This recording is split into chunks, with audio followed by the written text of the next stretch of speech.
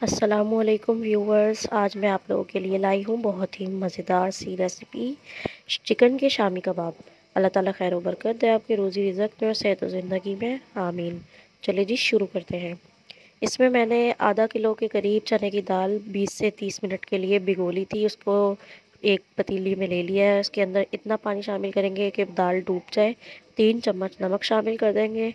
इसके बाद 3 चम्मच इसमें कुटी लाल मिर्च शामिल कर दी है और 1 चम्मच साबुत काली मिर्च और 3 बड़ी इलायची इसके अंदर शामिल कर देंगे।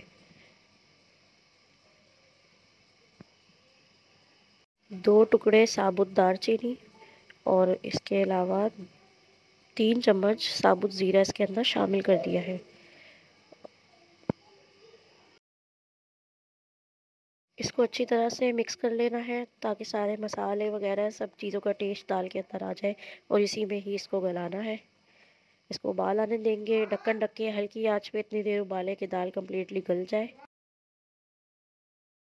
एक फ्राई पैन में थोड़ा सा ऑयल लेकर इसके अंदर 400 ग्राम के करीब प्याज हमने चॉप्ड कर ली है और उसको थोड़ा सा हम हल्का हल्का फ्राई कर लेंगे जो ताकि इसका मॉइस्चर है वो कम्प्लीटली ख़त्म हो जाए। जो इसके अंदर हल्का हल्का सा पानी होता है वो खुश्क हो जाए। इससे ये होता है कि हमारे कबाब खुलते नहीं हैं और जल्दी ख़राब नहीं होते। इससे हमारे कबाब टूटेंगे नहीं और अच्छे तैयार होंगे। इसमें मैंने 1 किलो आलू अलग बॉईल कर लिया और 1 किलो बोनलेस चिकन अलग बॉईल कर लिया और दाल भी कम्प्लीटली गल गई है। इसके बाद इन तमाम चीज़ों को अच्छी तरह से चॉप कर लेना है।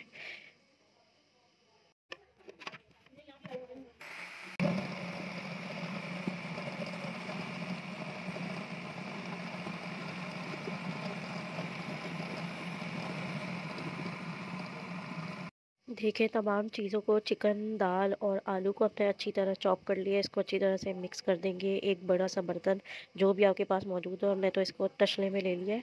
उसके अंदर सारी चीज़ों को अच्छी तरह मिक्स कर देना है। जो प्याज है वो इसमें शामिल कर देंगे कबाबों में। एक गड्डी धनिया और एक गड्डी पुदीना बारीक काट लेना है। इसको अच्छी तरह वॉश कर लेना है। फिर इसको भी इसके अंदर कबाबों में शामिल कर देंगे।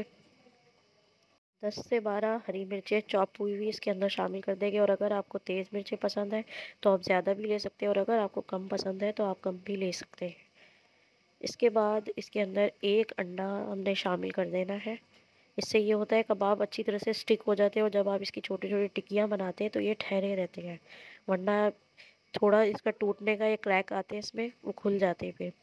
मैंने अच्छी तरह से हाथ धो लिए हैं और इसको अब हम अच्छी तरह से मिक्स कर देंगे सारे मिक्सचर को। नमक हम ऑलरेडी डाल चुके थे, आप अपने मुताबिक भी कम या ज़्यादा कर सकते हैं। ये देखें जी, ये कम्प्लीटली मिक्स हो गया है। इसकी मैंने छोटी छोटी टिक्कियाँ बना ली थी कबाबों की, जिस तरह बनती है आपके ऊपर डिपेंड है, आपको बड़ी या छोटी जैसी भी पसंद है। और इस तरह बना के आपने इसको रख देना है। अगर आपके पास टाइम हो तो आप इसको थोड़ी देर फ्रिज में भी रख सकते हैं और अगर नहीं है तो कोई मसला नहीं, आप इसको फ़ौरन भी फ्राई कर सकते हैं।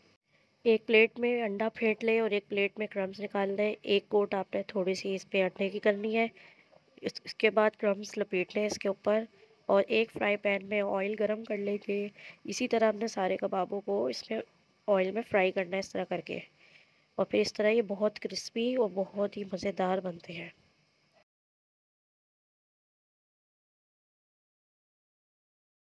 मीडियम आंच पे आपने और फ्राई पैन में इतना ऑयल लेना है ये हाफ़ कबाब जैसे डूब जाए इसके अंदर और फिर इसको फ्राई करना है। इससे ये बहुत गोल्डन और बहुत ही क्रिस्पी तैयार होते हैं। डार्क करेंगे तो थोड़ा सा टेस्ट आउट हो जाता है और बिल्कुल भी आपने छोड़ भी नहीं देना। इस तरह बनाएंगे तो बहुत अच्छे और ज़बरदस्त बनेंगे कबाब।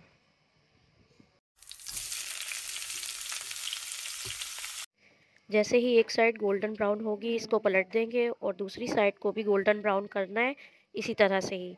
और फिर जैसे ही वो फ्राई हो जाए आप किसी भी बर्तन में एक पेपर रखें, उसमें उसको निकाल दें ताकि उसका एक्स्ट्रा ऑयल और मॉइस्चर जो भी है सारा वो एब्जॉर्ब कर ले पेपर में।